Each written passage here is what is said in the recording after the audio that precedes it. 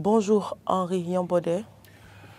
Carole Olaye, bonjour. Bonjour à tous les téléspectateurs. Bonjour à tous ceux qui nous suivent également au-dessus des canaux digitaux. Et merci de rester en notre compagnie. Voilà.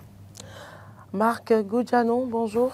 Oui, bonjour Carole Olaye. Bonjour à tous les amis téléspectateurs et auditeurs de la 102.3. C'est un plaisir de vous avoir et de pouvoir partager avec vous nos opinions, nos analyses. C'est un plaisir renouvelé. Henri, bonjour. Marc, bonjour.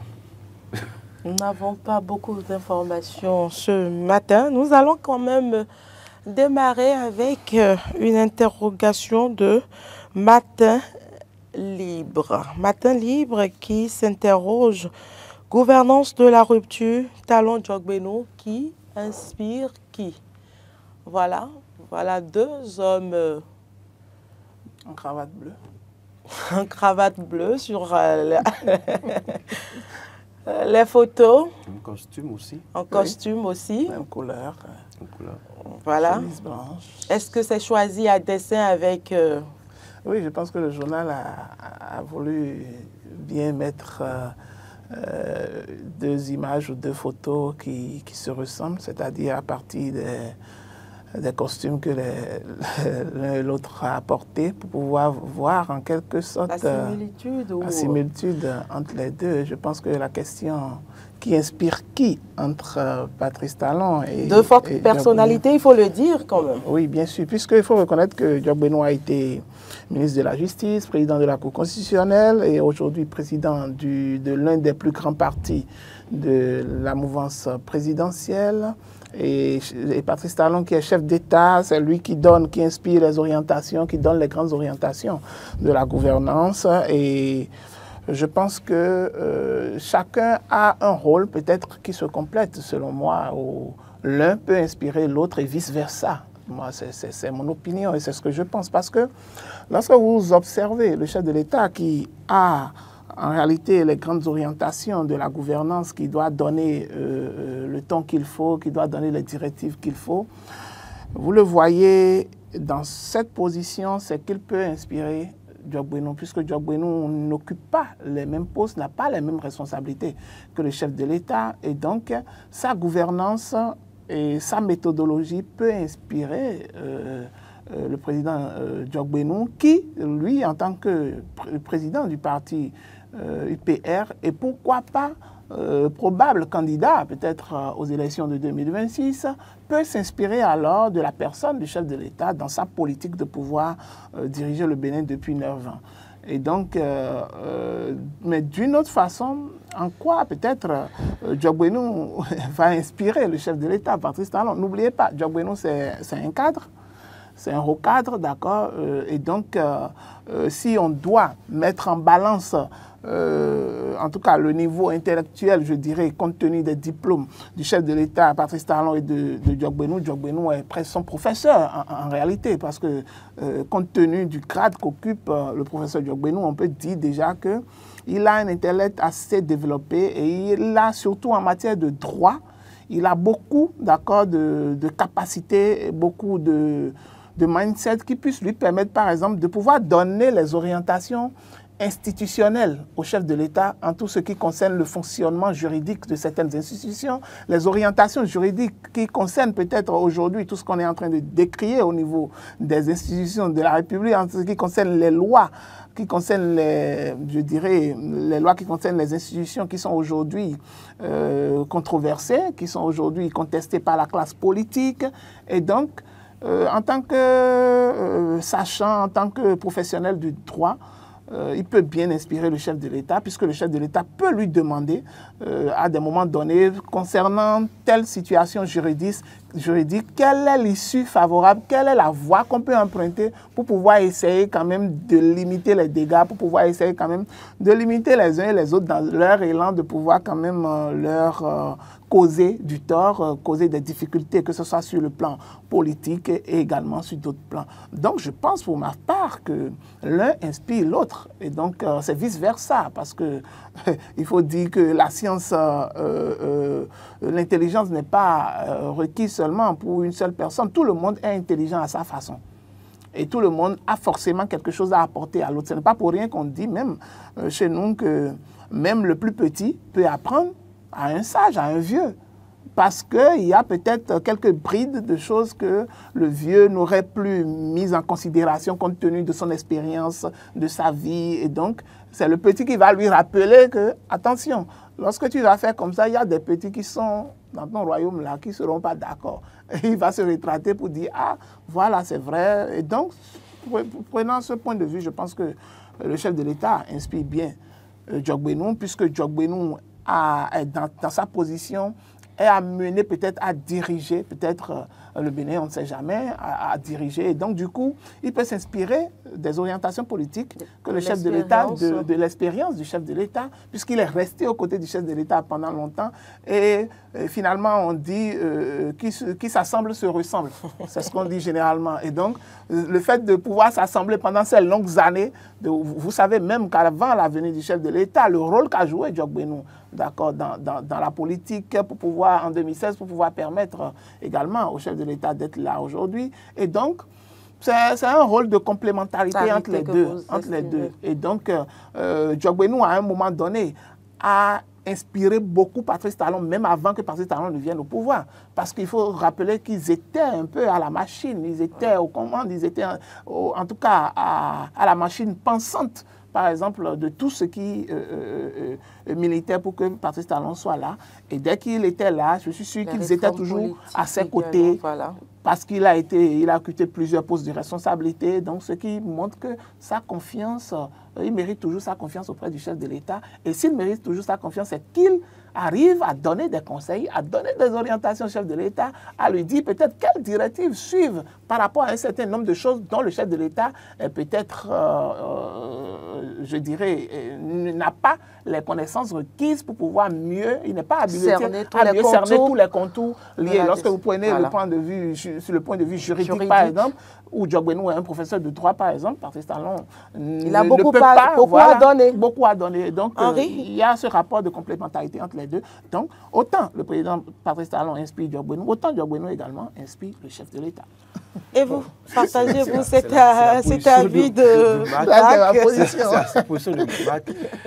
Non, je vois déjà deux personnalités distinctes. Je vois Diogbenou, avocat, un cadre émérite, un cadre de haut niveau. Je vois Talon sur notre plan, un économiste, qui est devenu président et donc qui aujourd'hui devient le leader charismatique donc, de la famille présidentielle. Mais plus je vois Talon consulter Diogbenou sur le plan juridique. Je vois Talon consulter Diogbenou sur un certain nombre de cadres juridiques à établir pour des affaires publiques. Je vois Patrice Talon consulter Diogbenou sur un certain nombre de sujets qui doit bénéficier de l'attention d'un avocat de cette trempe-là. Mais je ne vois pas Diogbenou consulter Talon sur des sujets politiques. Parce que l'homme étant resté hors écran jusqu'en 2016, maîtrise un peu le rouage, maîtrise également, il a été, pour faire court, il a été le faiseur de roi. Donc, il maîtrise bien évidemment le couloir politique. Et sur des aspects politiques, je ne vois pas Diogbenou consulter Talon ou bien Talon consulter Diogbenou sur des sujets politiques. Vous vous rappelez que avant 2016, Diogbenou était dans la société civile. Tout à fait. Qu'il a qualifié d'organe de proposition avant de s'engager dans la politique, donc a pris une autre direction. Mais qui avait travaillé à asseoir les bases de cette société civile que Diogbenou avait dirigée en son temps? C'est Patrice Talon. Donc, sur cet homme de sujet, je vois plus l'autre consulter, je vois plus Talon dans la consultation de Diogbenou sur des sujets que ça droit ou politique. Mais le sens inverse, je ne le vois pas parce que Talon a toujours montré que sur des sujets donnés, il en avance sur les gens. Et donc, sur les sujets politiques donnés, il préfère aller consulter, par exemple, un certain Adrien Mbedi, un certain Boni Yayi, ou Amoussou Bruno, ou même Kolaole Idi, des anciens ténors qui sont restés au niveau donc, de la séraille politique pour voir comment faire. Mais Diogbenou n'est pas seulement celui que Talon peut consulter en matière de droit. Il y a un certain Victor Topano qui peut consulter, il y a d'autres personnes qu'il peut consulter. Donc, l'inspiration, on peut inspirer quelqu'un par plusieurs manières. Mais je ne vois pas Diogbenou peut-être, oui, être inspiré par Talon. Mais s'il a des ambitions politiques, justement, afin de venir diriger le pays, c'est sûr que ce sera dans la continuité de ce que fait le président Patrice Talon. Mais le sens inverse n'est pas possible selon vous. Le sens inverse, c'est-à-dire que Diogbenou inspire Talon. Mais Talon, je prends votre analyse. Talon peut inspirer Diogbenou dans la pratique gouvernementale, dans la politique, dans la gestion politique. Parce qu'il y a des valeurs, peut-être, des recettes que Talon développe et qui peuvent inspirer Diogbenou. Mais le sens contraire, je ne le vois pas. C'est votre avis. Ah oui, moi, je disais tantôt que Diogbenou peut inspirer le chef de l'État déjà par sa pensée juridique. Vous avez évoqué certains hommes de droit qui sont aux côtés du chef de l'État, mais qui n'occupent pas les mêmes rangs que Diogbenou, qui n'ont pas les mêmes pouvoirs que Diogbenou. Ou peut-être les mêmes affinités, et avec le chef de l'État que Diogbenou. Je suis pleinement d'accord avec vous. Et donc, sur cette pensée juridique, je pense que le chef de l'État serait à mieux de consulter Diogbenou plutôt que d'aller peut-être vers d'autres, parce que Diogbenou est plus proche de lui que ceux-là. Lorsque j'en viens au niveau intellectuel, ne me dites pas au niveau intellectuel, au niveau intellectuel, par exemple, que vous prenez Diogbenou, par exemple, que vous prenez Patrice Talon, par exemple, il n'y a pas comparaison. Il n'y a pas comparaison lorsqu'on doit s'appesantir sur le niveau intellectuel par rapport au diplôme des uns et des autres. Obtenu. Il n'y a pas matière à le dire. Donc, ça veut dire qu'à un moment donné, compte tenu de ce rang-là qu'a occupé... Donc, vous soutenez mordicus que l'un a apporté à l'autre. C'est pourquoi je dirais que c'est un jeu d'inspiration réciproque.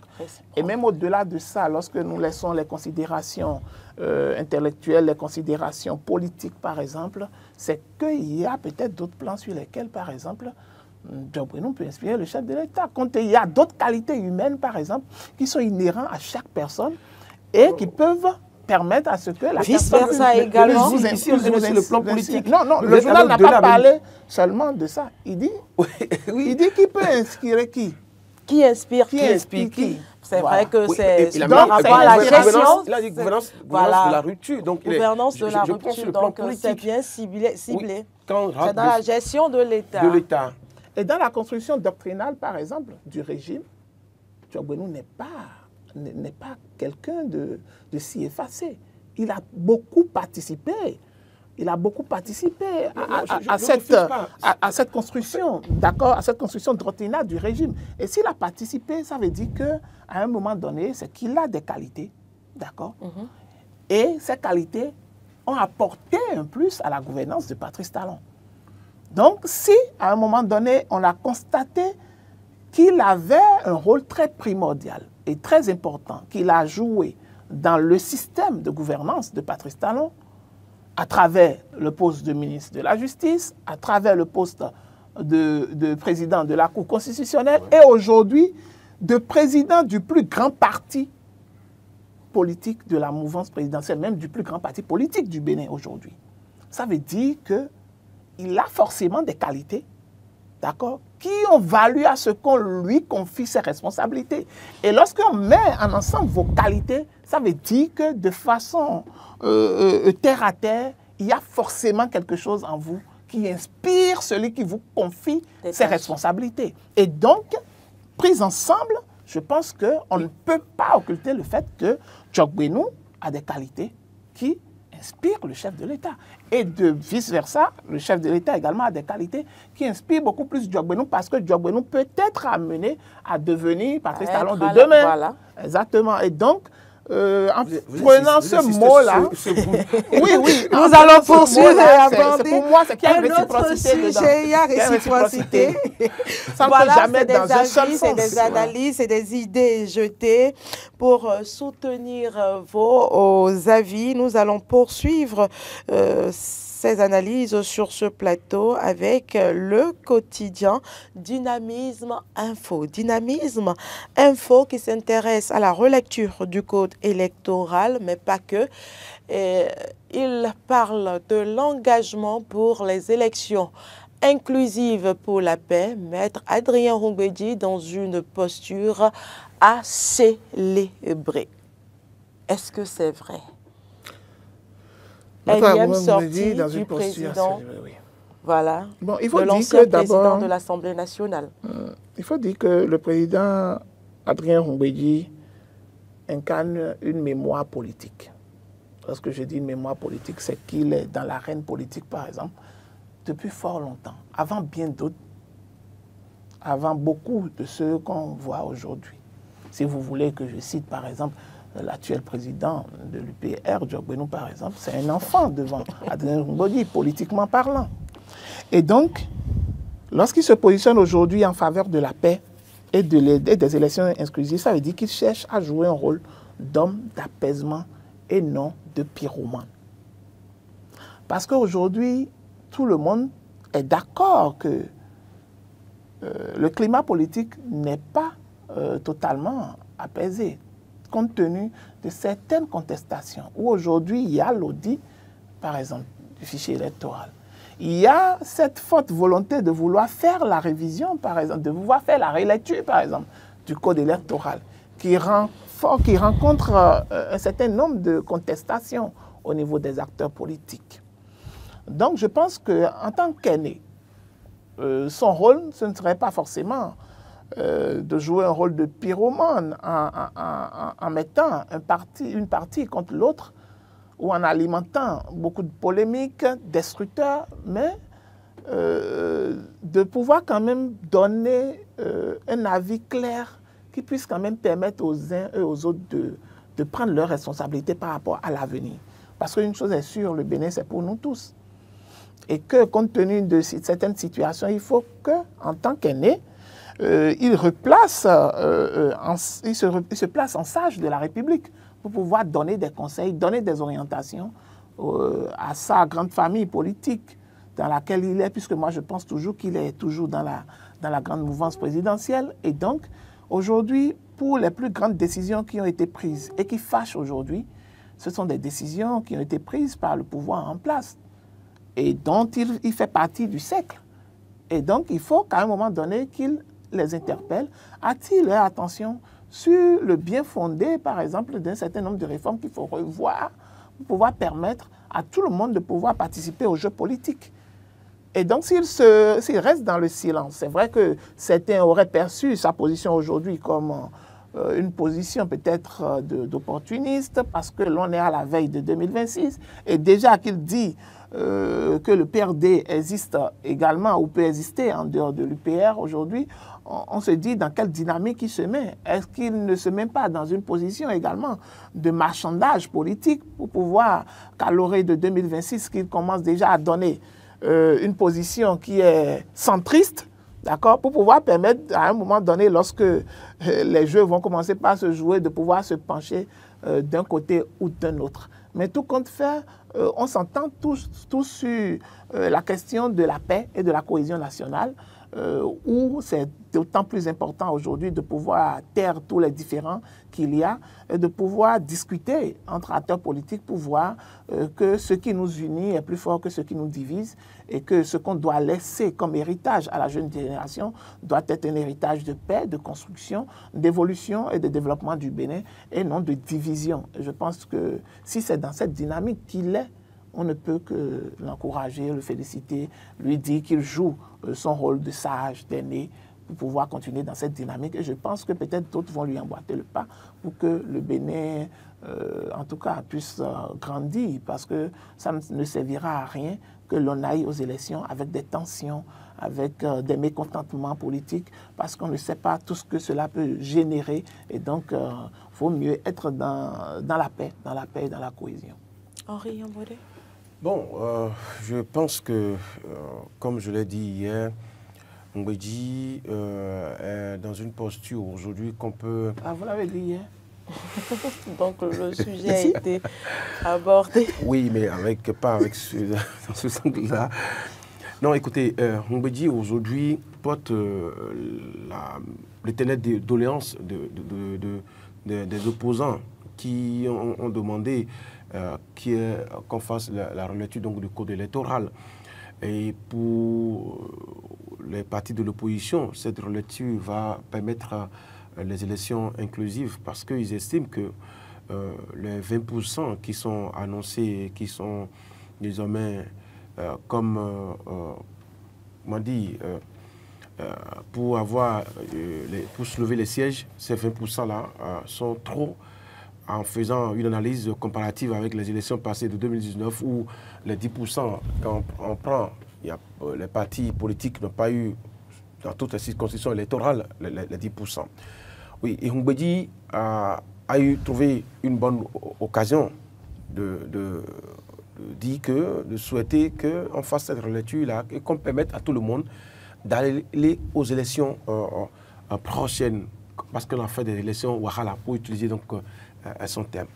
Oui, quand on observe, quand on scrute un peu ce langage-là, on peut déjà observer que Mbedji souhaiterait qu'on retourne, comme dans le passé, à des élections festives, comme on a l'habitude de le faire, que tout le monde participe aux élections sans condition, comme on a l'habitude de l'observer, et que là, ce sera l'inclusion qu'il souhaite, et qu'en sautant le verrou, par exemple, des 20%, ça va contribuer au métier de la paix, car pour lui, la paix est le socle donc, du développement de tout. Je pense que il est plus à célébrer par les opposants. Il est plus à célébrer par ceux qui ont tout le temps chanté qu'il sera difficile pour les partis politiques de réunir les 20% dans les circonscriptions électorales. Ça fait un. Deuxième point, c'est qu'il sera mal vu de notre côté par la classe de la mouvance qui, justement, par la voix donc, de leur leader, je veux parler donc du président Patrice Talon, qui a dit qu'il n'y aura pas de relecture. Parce que pour parler donc de relecture, c'est-à-dire qu'il faut d'abord expérimenter ce code électoral.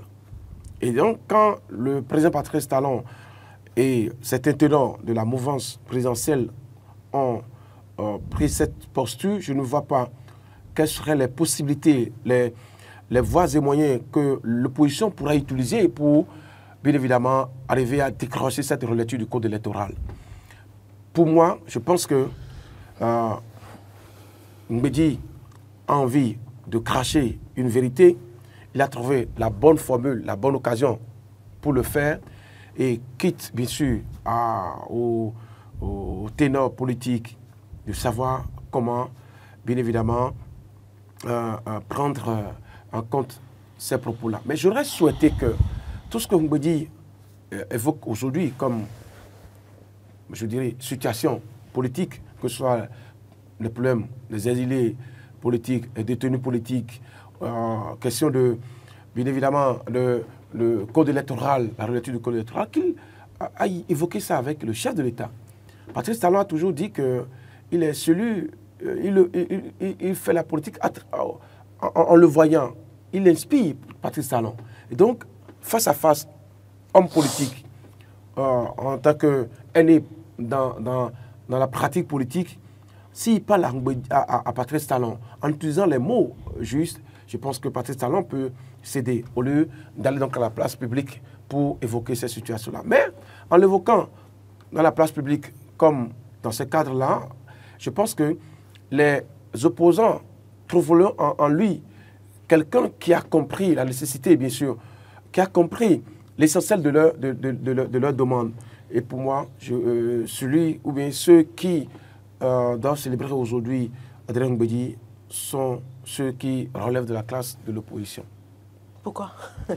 Oui, je l'ai expliqué parce que oui. il porte les doléances, il porte...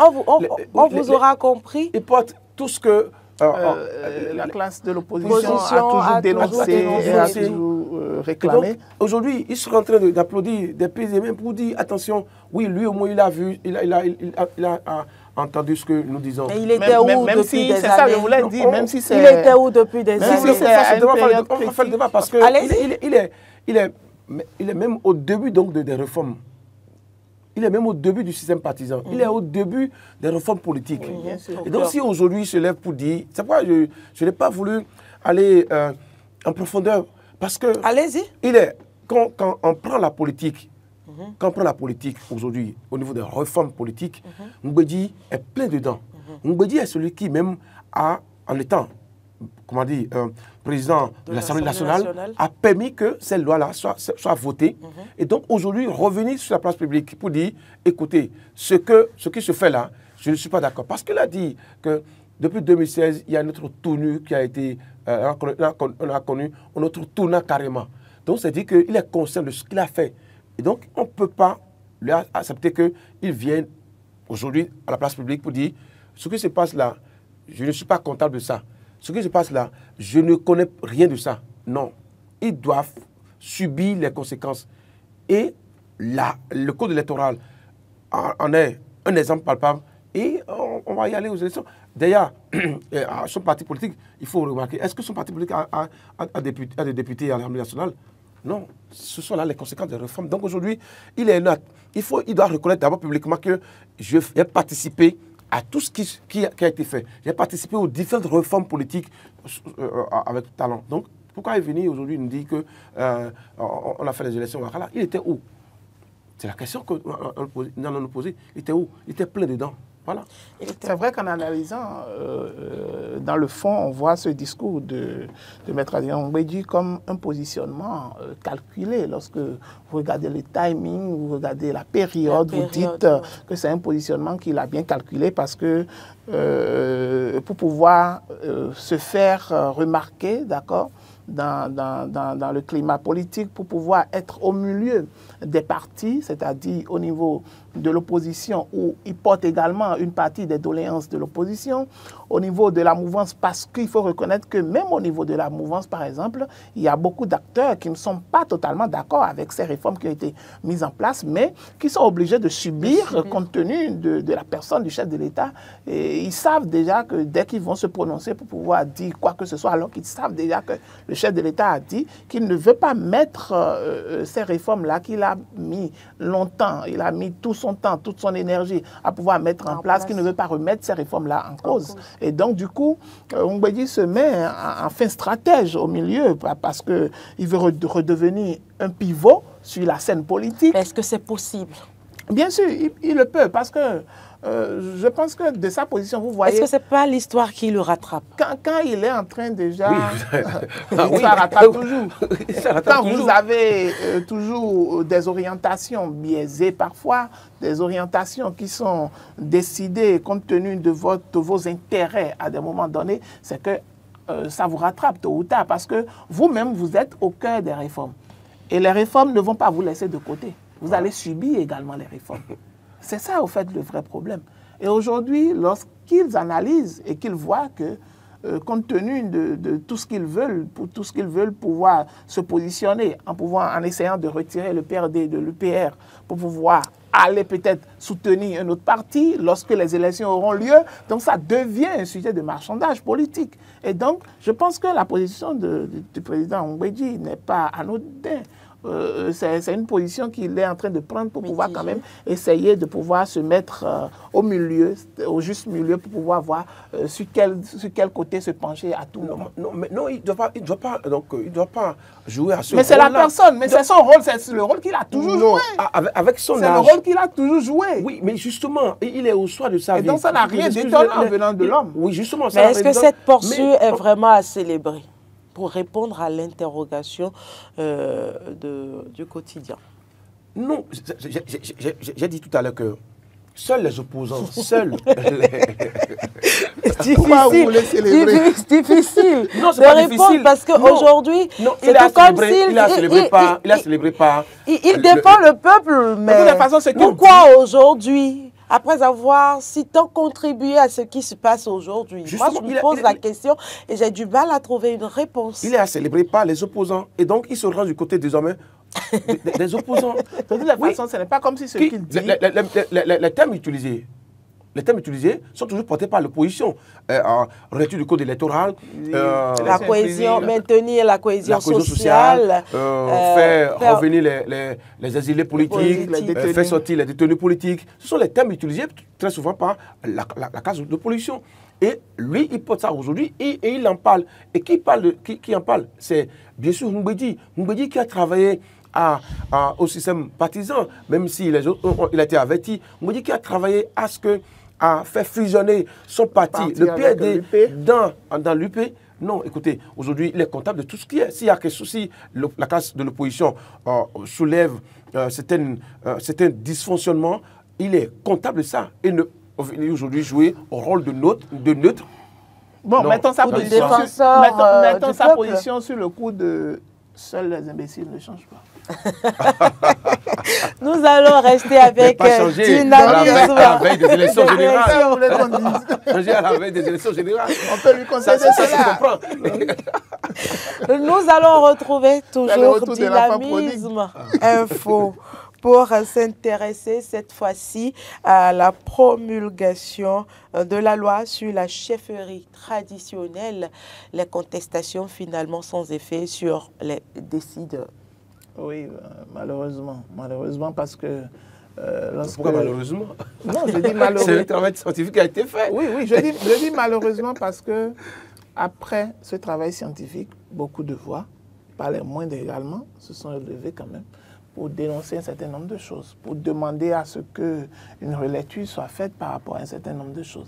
Et donc, si le chef de l'État a décidé de promulguer cette loi, je pense que ce n'est pas, moi je n'y trouve pas d'inconvénient en tant que tel, mais seulement dans la mise en application que ça va rencontrer peut-être beaucoup d'autres réalités auxquelles peut-être un comité qui sera mis en place, toute l'équipe qui sera mise en place pour pouvoir faire la mise en œuvre de cette réforme-là aura beaucoup de travail, parce qu'il faut remarquer que tous ceux qui ne se retrouvent pas dans cette loi, tous ceux qui émettent des contestations par rapport à un certain nombre de dispositions contenues dans cette loi seront obligés de pouvoir se taire parce que la loi est promulguée. Mais dans le fond, est-ce que dans la réalisation, dans la concrétisation, est-ce que ceux qui vont le faire auront la facilité de le faire? Parce que lorsqu'on parle de chefferie traditionnelle,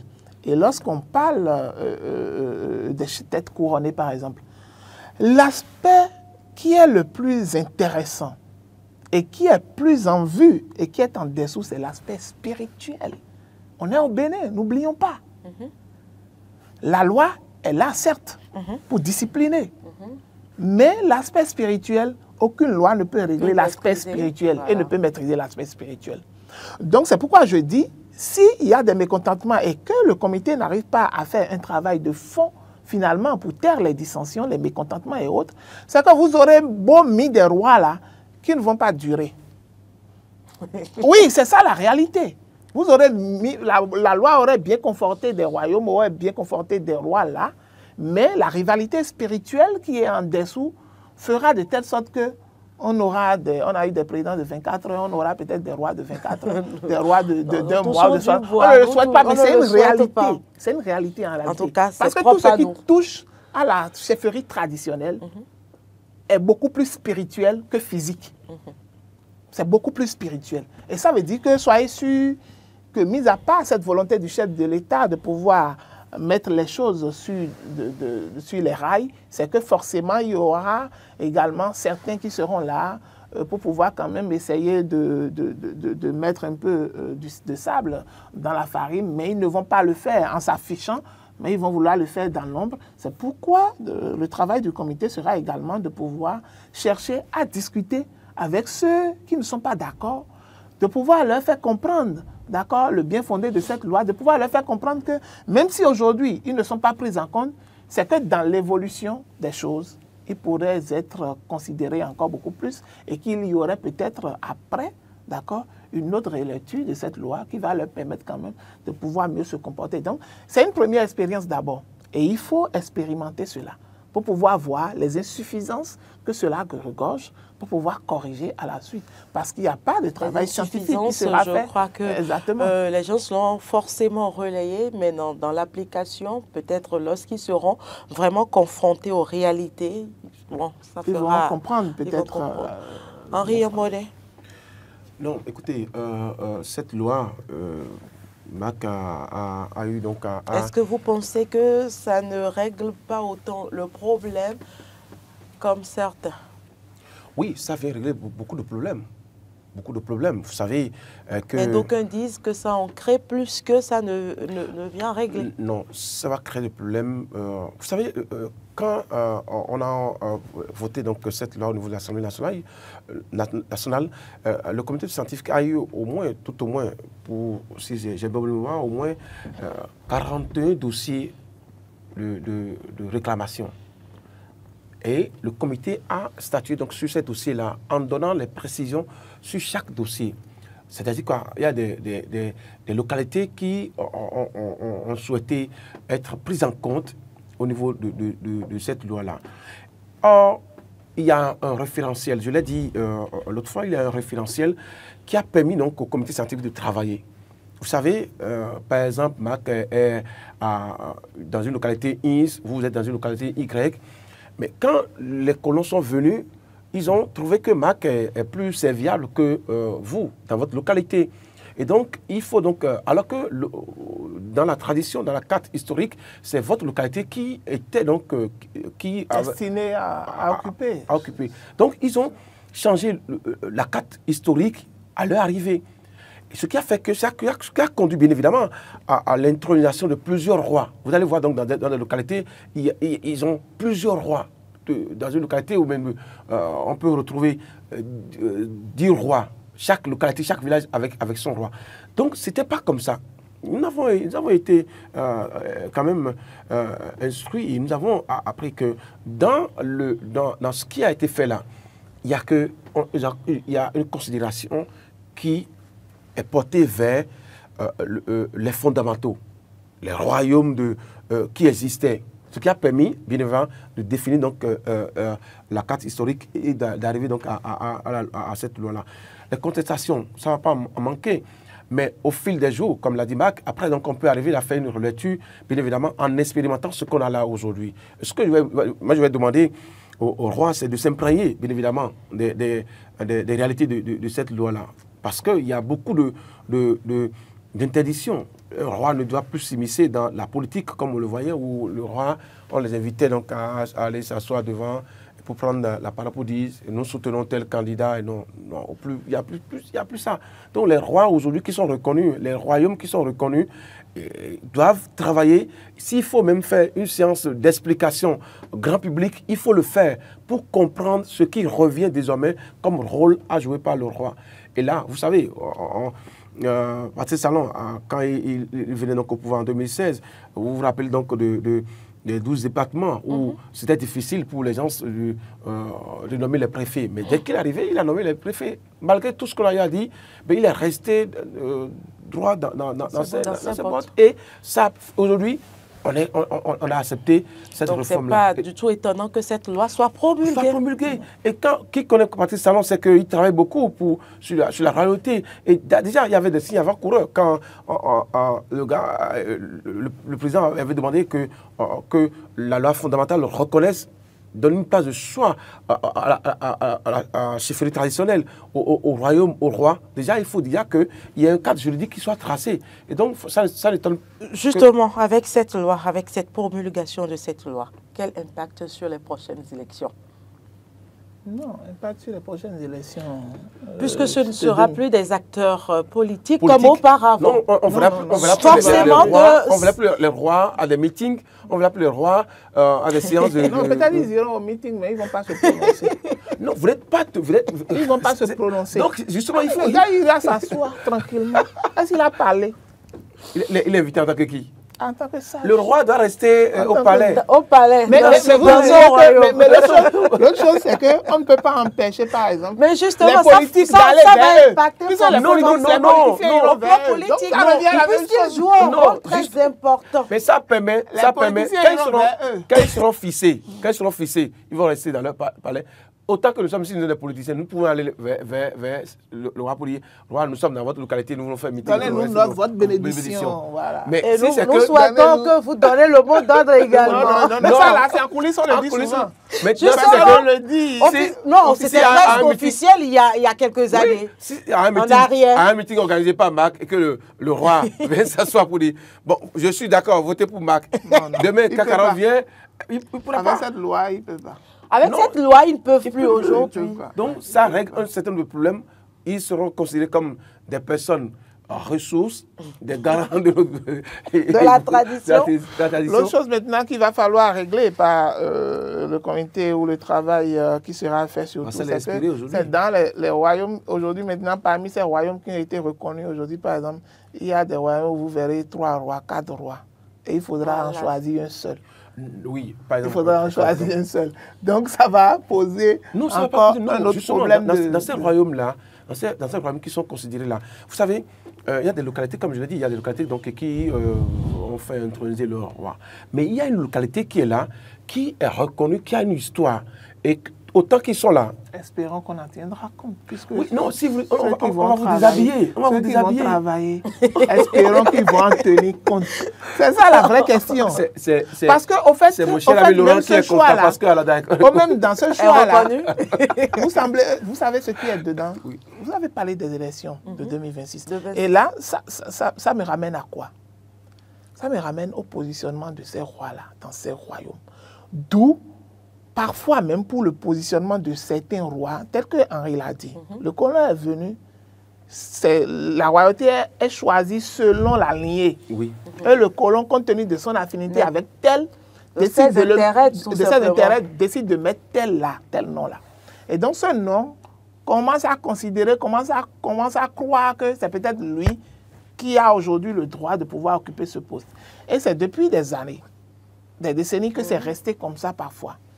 Et donc, aujourd'hui, pour pouvoir, lorsque vous voyez des royaumes, par exemple, où il y a 2 rois, 3 rois, 4 rois, ne vous étonnez pas que des considérations politiques pourraient amener ou pourraient mettre pression à pouvoir choisir, déterminer tel roi qui sera là, compte tenu des enjeux politiques du moment de 2026. Parce qu'en réalité, ceux qui vont le faire... La loi a réglé ça également. Parce que dans... toutes mes excuses, comment on appelle ça, le processus qui conduit à l'intronisation d'un roi. Oui. Dans le comité scientifique a travaillé également. Ça, si sur ça. Oui, si je prends ma lignée, par exemple, d'Elopon, aujourd'hui, le roi qui est là, c'est Bodagba. Il est choisi donc dans la lignée d'Elopon. D'accord? Quand il sera rappelé par Dieu, c'est une autre lignée qui prend. Oui, mais Henri, je voulais juste vous poser une question. Oui. Je voulais juste vous poser une question. Vous êtes sûr qu'il n'y aurait pas des considérations politiques dans le choix de certains rois? Non. Non, répondez honnêtement. Vous pensez qu'il n'y aurait pas de considérations politiques? Parce que même dans l'ancienne royauté, quel qu'en soit le dispositif qui a été mis en place par ce comité-là, même dans l'ancienne royauté, c'est qu'il arrive même que parfois, les prêtres qui devaient être même des consultants pour pouvoir le choix des rois, parfois sont corrompus. Et donc, ne vous étonnez pas que même si le processus est mis en place... Il ne faut pas dénigrer ce que... Non, je ne dénigre rien. C'est des cas isolés. Je dis juste que le travail qui reste à faire, très souvent, ce sera un travail difficile. Mais moi, j'estime que ce sera très difficile. Qui va également mettre en politique, que les rois ne puissent pas vraiment se mêler à la politique dans notre pays.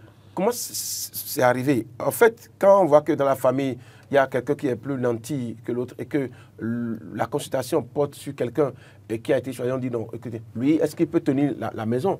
Entre-temps, on ne va pas donc la tête du client. Non, c'est au plan spirituel. C'est le voilà. FA qui décide. Maintenant, quand la politique est rentrée dedans, c'est ce qui se faisait, donc la loi est venue corriger ça. La loi, vous êtes sûr que la loi va corriger ça? Je suis confiant dans quelque chose. La loi a cette réalité-là. Oui, l'application va corriger beaucoup de choses. Bon, d'accord.